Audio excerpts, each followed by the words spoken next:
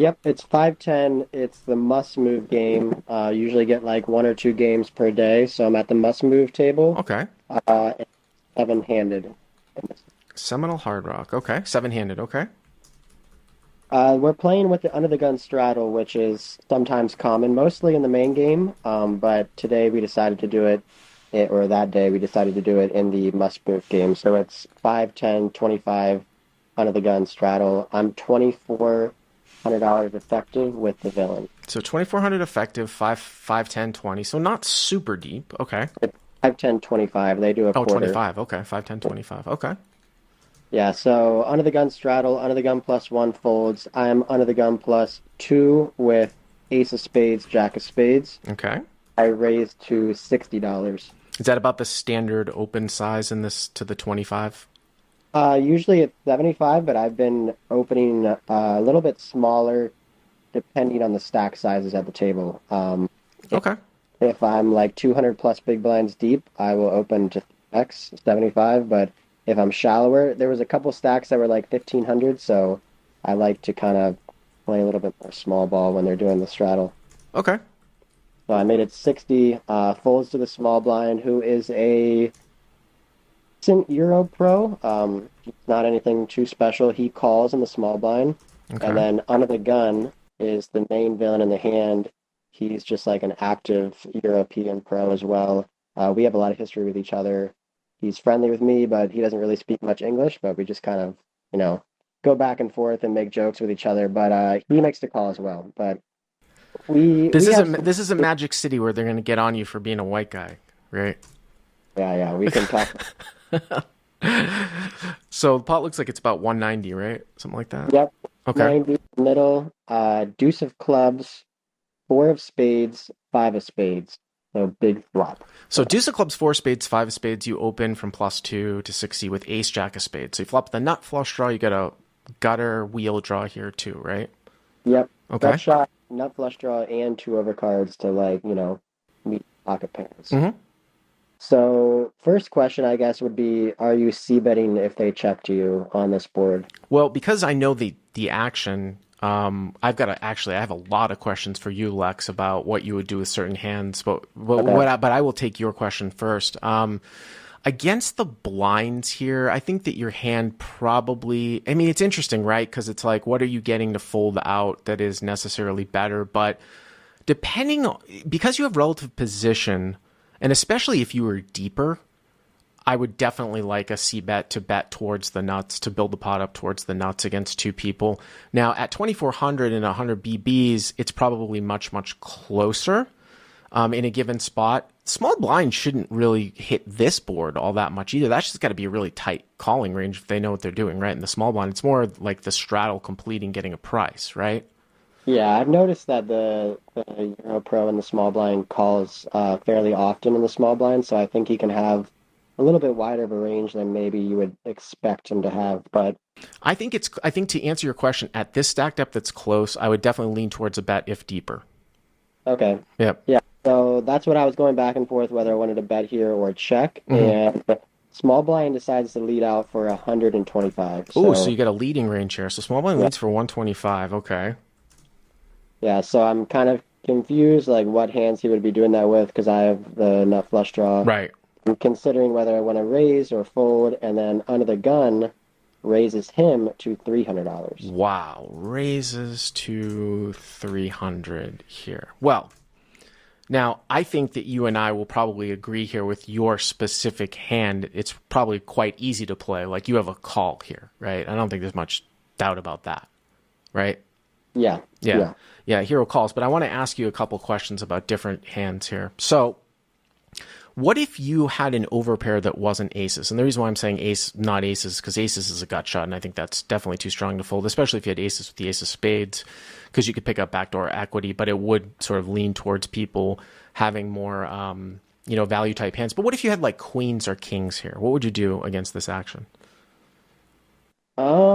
Against the particular un Euro pro, I would call because I think he has a lot of I think he has a lot of semi bluffs facing a lead from the small blind as well. Like he's the kind of player who would be raising a five, he would be raising his flush draws. He would be Wow. raising.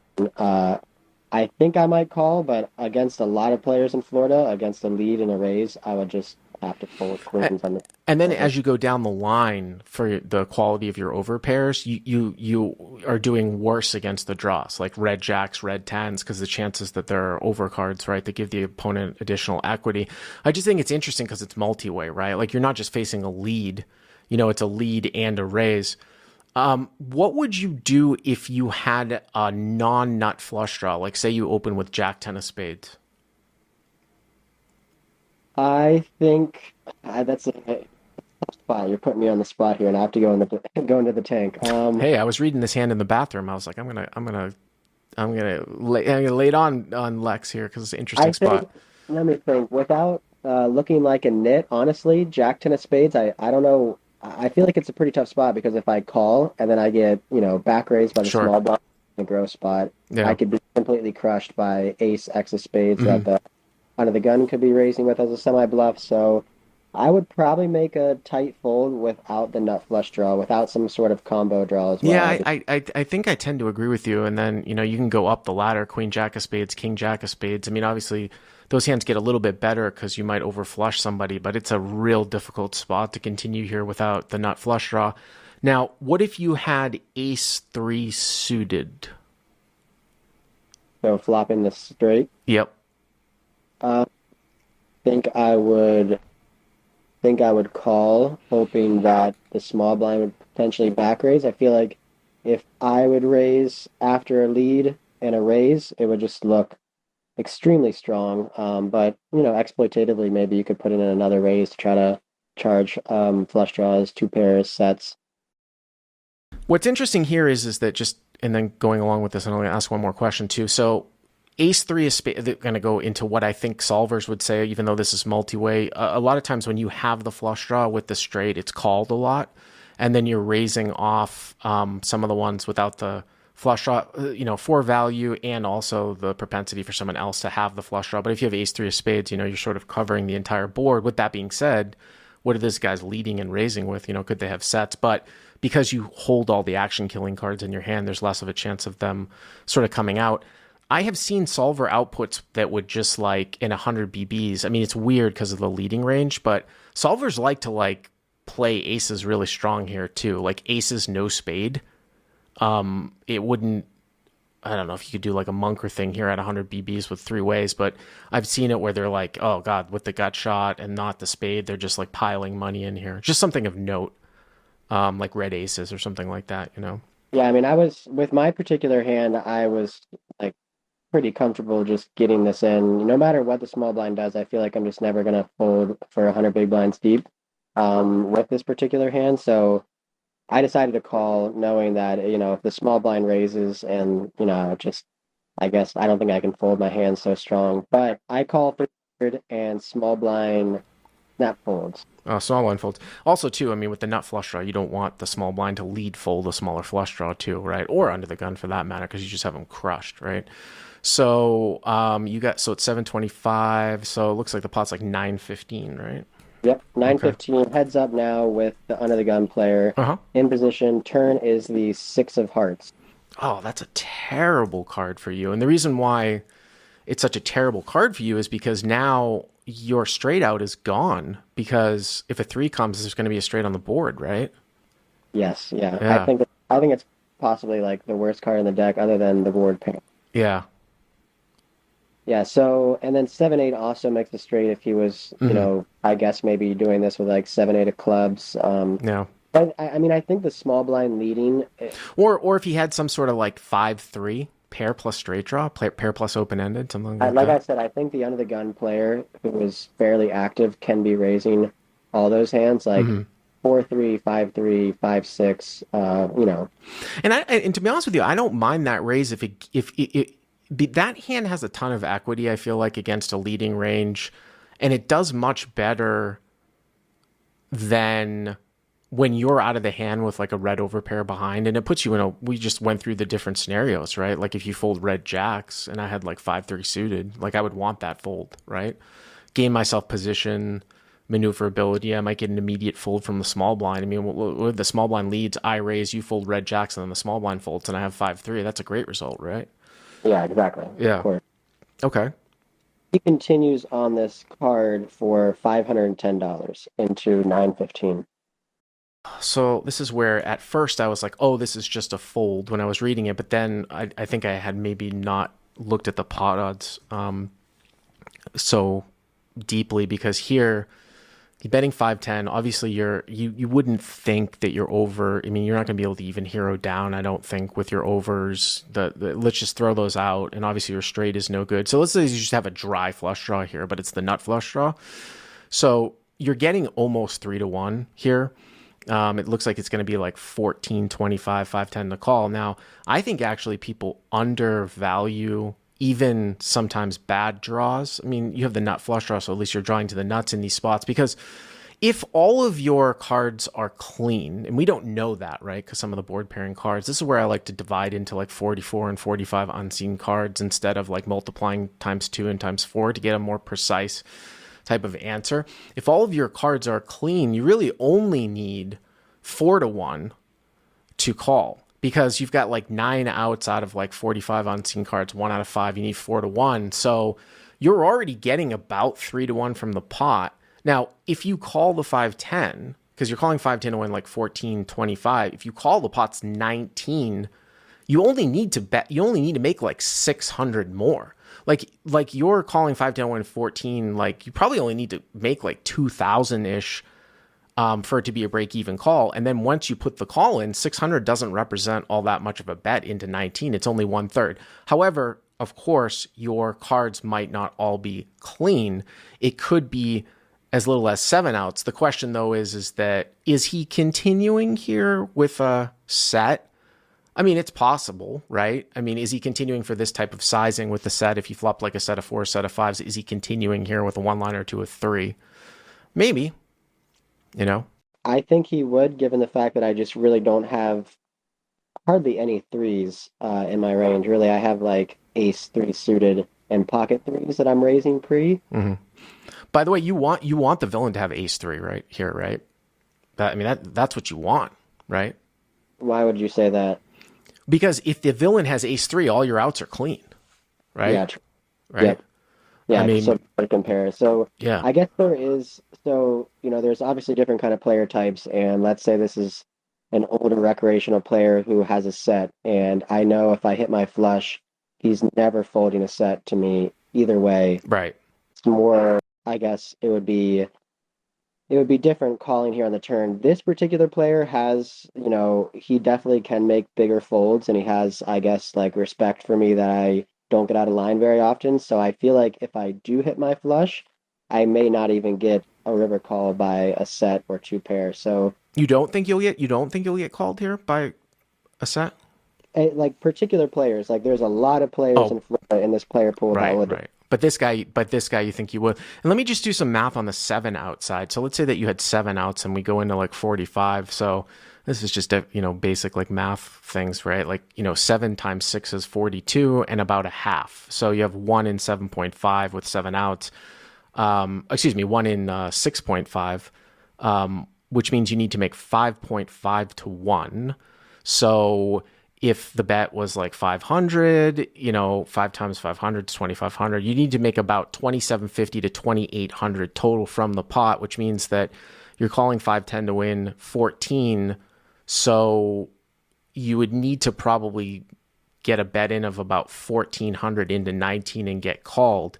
Now, and it starts to get dicey, but I can get on board with you if you're like, this guy he'll pay the entire stack. So it's really like I'm calling 5 to win 14, but I have another. Well, what do you have? Do you have 1,600? Well, you only have 1,600 left. That Yeah, he has 15 yeah. ish. But you know what I'm saying? Like if it got deeper, you could definitely make the case where it's like I'm gonna get more than what I need to break even. But I think if you bet more than this, Lex, like if you went like 700, I think you maybe make a case for just folding out here. What do you think? Yeah, I think around 500 is like the perfect sizing for me to still call. If he's leaning more towards 700 or closer to pot, I just fold just because this six is so bad where even if the three comes, now we're chopping, like I can't even make a straight. So Yeah. um, So I decided to call. I called 5-10. okay. So now we're at like 1810, right? Or 1910. 950. 1935 is what I have. 1935. Okay. All right. Yeah, so still heads up. Big pot. River is 10 of heart. So just a total whiff, huh? Yep, just missed everything. Didn't even make a pair, nothing. Okay.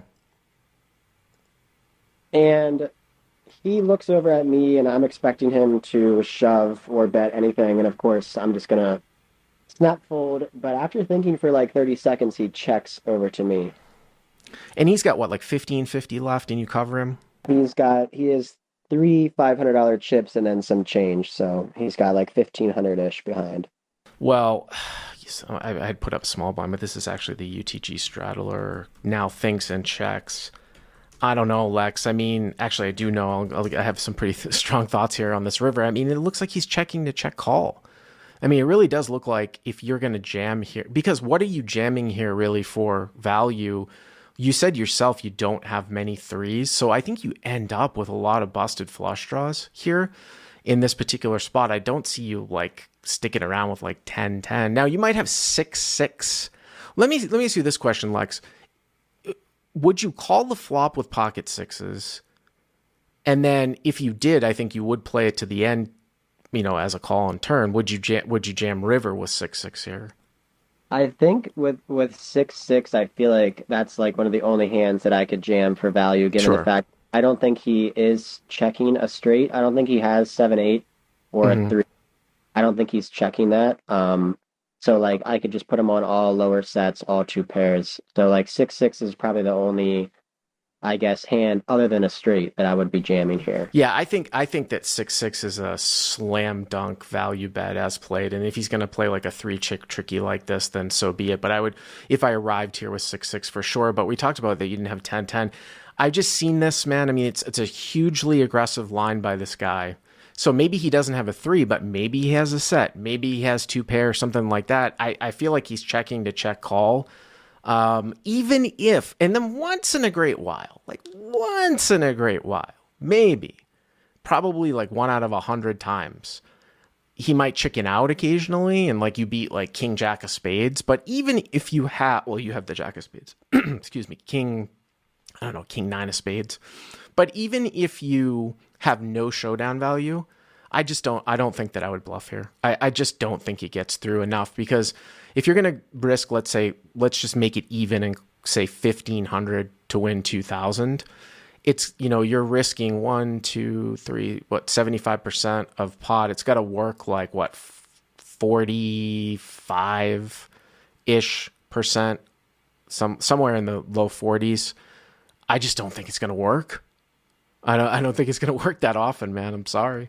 Yeah, I didn't know what to do. I was thinking, I was like almost 100% sure he was betting this river. Like when I saw the 10 of hearts, I'm like, okay, move on to the next hand, add on another 500 to my stack. Like I was already assuming I was going to lose, but when he checked, I'm like, he's just never checking here with a straight. Like this particular player isn't that tricky. I think he's just always betting for value in a straight. I tend to agree with you, but yes, that's true. So say he doesn't have a straight, but does that mean he's going to fold a set though? Yeah, I know.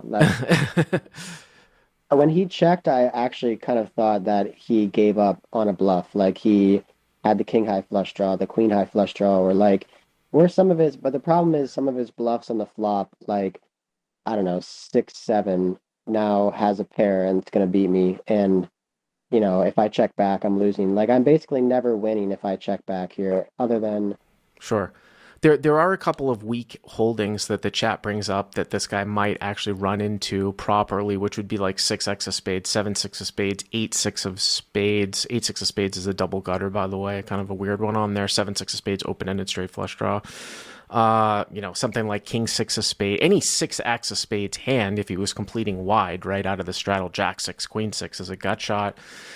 And then he sort of follows through as a bluff, and then you're like, oh shit, like once in a while, yeah, if I checked, I don't even know if he would fold. I mean, I don't know if he would necessarily even fold that hand. The issue with holding king six of spades here, getting to the end and not bluffing with it is, of course, that now when you bet, Lex, it's like, oh, if I have king six of spades, I'm blocking a lot of the flush draws that you would sort of bluff with. I would tend to think that those hands would still want to go sort of as a bluff at the end, but I mean, it's such a sliver of his range, and I don't even know if he's necessarily even folding.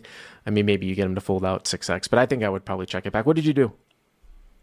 So I'm thinking for a while and trying to think of hands that potentially he could fold or that maybe he runs into here that maybe I could get him to fold. I just felt like I'm obviously never going to win.